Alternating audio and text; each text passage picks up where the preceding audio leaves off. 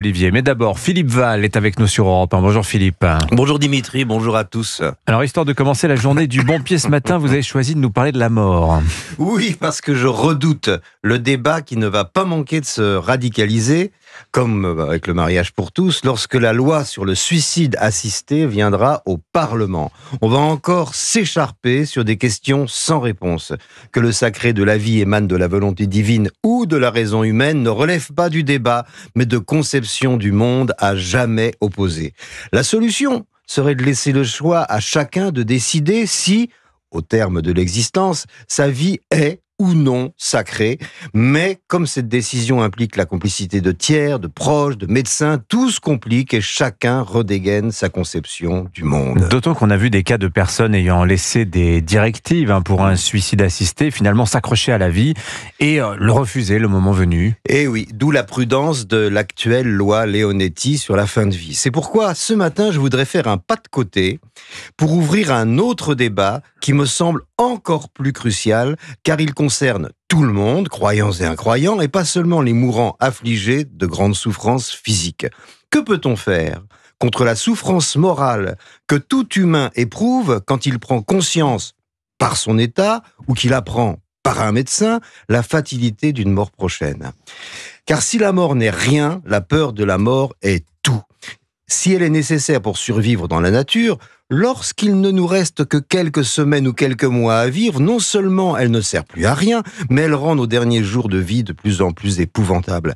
Nos derniers instants avec le monde et nos proches, qui devraient être nos derniers moments de joie, sont généralement ceux de l'angoisse la plus affreuse. Mieux encore, nombreux sont ceux qui souffrent toute leur vie de la peur de cette peur, laquelle s'intensifie à l'approche de la mort, et sauf à trouver une utilité à la souffrance, nous débarrasser de cette peur devrait faire partie des devoirs de la médecine. Alors, on connaît des exemples de personnes mourant sereinement, Philippe.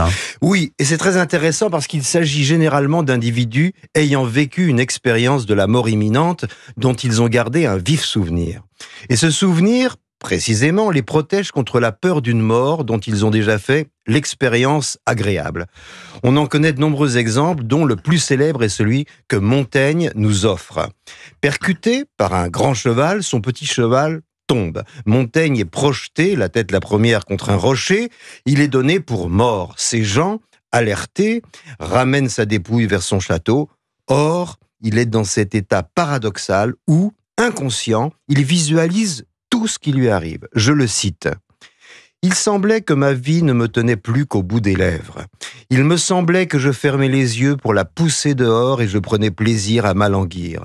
Je me laissais couler si doucement, de façon si aisée, que je n'ai guère connu d'action moins pesante que celle-là.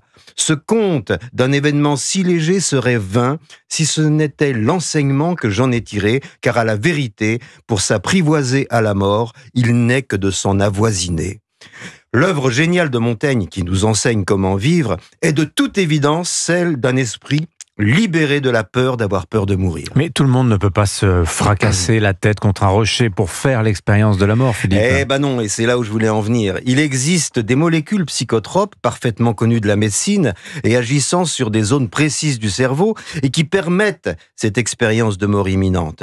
Plusieurs pays les expérimentent déjà en laboratoire, mais la France, toujours à la traîne sur les questions de soins de la souffrance, les interdit. Le débat éthique sur le soin de la peur de mourir me semble moins miné que celui du suicide assisté. Qui peut s'offusquer que l'on veuille garder notre joie de vivre jusqu'au dernier soupir? Vous nous avez donné à réfléchir ce matin, Philippe Val. Merci beaucoup, Philippe.